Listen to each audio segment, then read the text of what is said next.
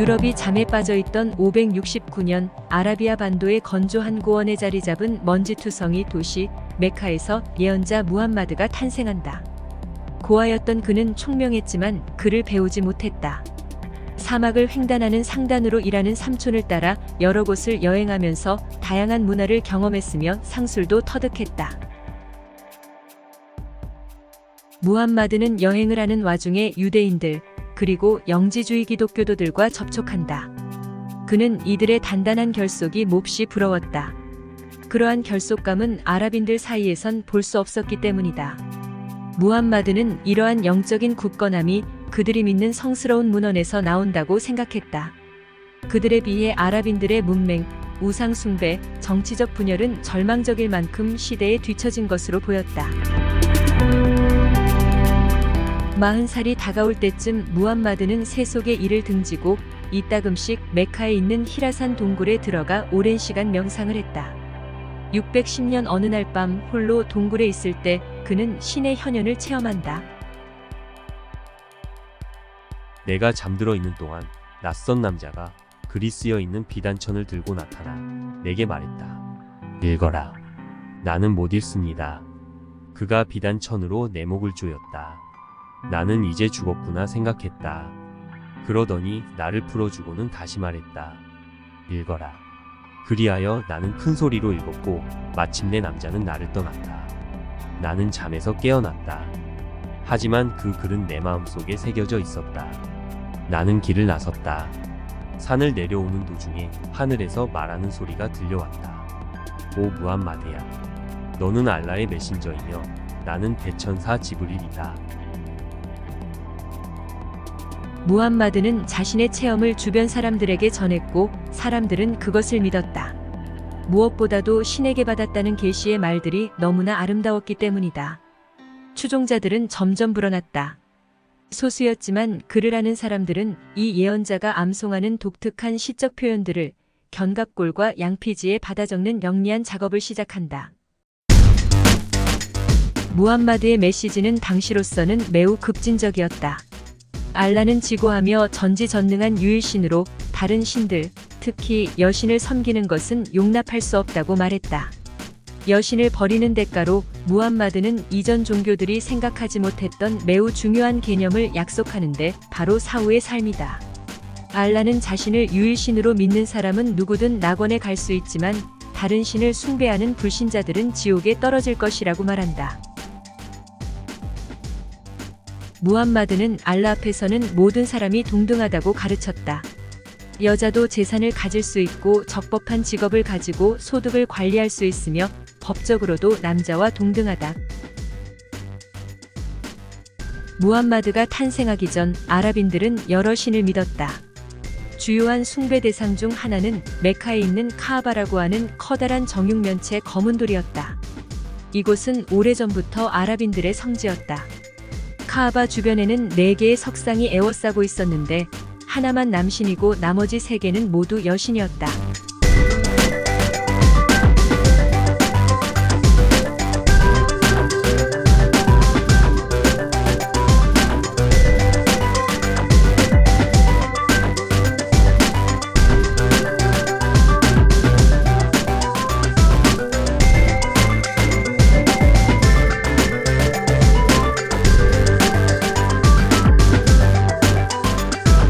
무함마드는 이미지와 형상을 배척했지만 더 많은 개종자를 확보하기 위해 카아바가 알라를 위한 성소라고 제정해야 한다. 검은 돌에 입을 맞추는 기존의 관습을 이슬람 전통으로 포용한 것이다.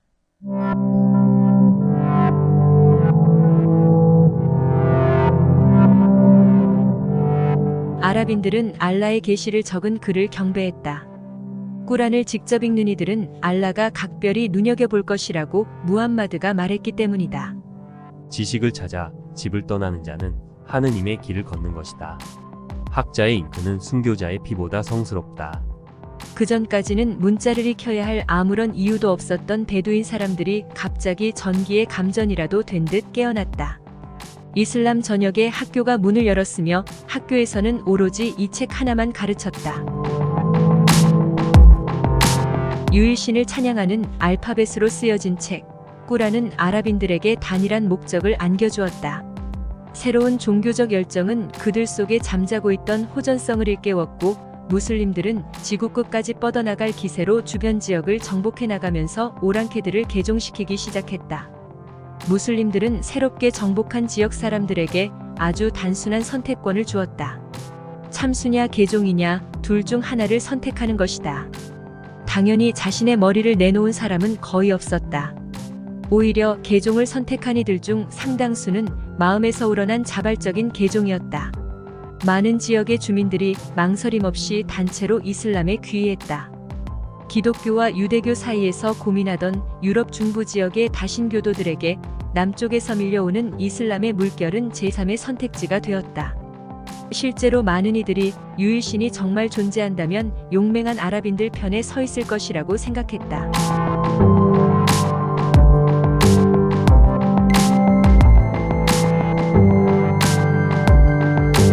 또한 아랍인들의 새로운 신앙은 기존의 두 종교 기독교와 유대교보다 훨씬 뛰어난 것처럼 보였다. 이슬람교가 상당히 매력적으로 보인 이유는 위계적인 사제계급이 존재하지 않는 민주적인 종교라는 점이었다. 이슬람의 성직자 이맘은 다른 종교의 사제계급과 달리 결혼도 하고 가족도 꾸리고 세속적인 직업도 갖는 평신도에 불과하다. 더욱이 이슬람이 내세우는 기본 교리는 관용과 평등이다. 의례도 간소에 매우 따르기 쉬웠다. 더 많은 사람들이 신앙에 귀의하면서 그를 읽고자 하는 무슬림들의 욕망은 더욱 커져갔다. 이러한 흐름을 촉진하는 또 다른 사건이 발생한다. 712년 아랍군은 중국의 비단길 길목에 위치한 전략적 요충지 사마르칸트를 점령하는데 여기서 전리품으로 종이라는 진귀한 물건을 발견한 것이다. 이제 글을 쓰기 위해 희고 평평한 낙타의 견갑골을 모을 필요가 없어진 것이다. 책은 곧 넘쳐나기 시작했고 예배를 드리는 모스크는 도서관이 되었다. 794년 최초의 제지 공장이 세워졌고 이후 100년이 지난 뒤 바그다드에만 서점이 100곳 넘게 있었고 도서관도 수십 곳이 운영되었다.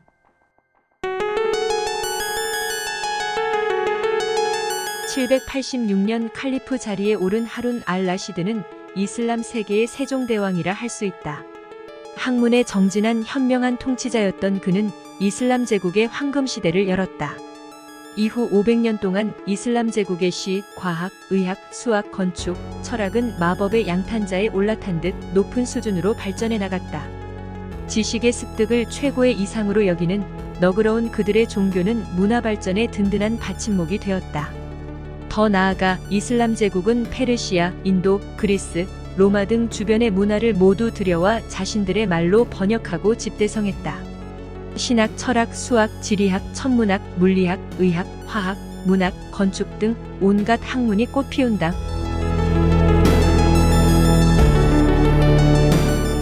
학구적인 아랍인들과 무식한 유럽인들 사이에는 단단한 장벽이 놓여 있었다. 바로 기독교와 이슬람이라는 종교의 벽이었다. 이 장벽을 깨고 이 두 세력이 공식적으로 조우한 계기는 바로 십자군 운동이다. 1096년 십자군 원정이 처음 시작되었을 때 서유럽인들은 제 부모가 누군지도 모르는 후레자식들이었다. 자신들이 지중해를 제패한 수준 높은 고대 그리스 로마 문명을 이룩해낸 이들의 후손이라는 사실을 알지 못했다. 역설적으로 그들의 출생 기록은 그들이 불구대천의 원수라고 생각한 무슬림들의 손에 있었다. 기독교도들이 이 성전에서 획득한 예상치 못한 전리품은 바로 자신들의 뿌리를 찾게 된 것이다. 유럽 전역에서 그리스와 히브리에 대한 관심이 치솟는다. 열띤 논쟁이 벌어졌고 전에 없던 개방적 사고가 유럽의 활기를 불어넣기 시작한다. 깊은 잠에 빠져있던 유럽이 마치 문자의 키스를 받고 깨어난 것 같았다.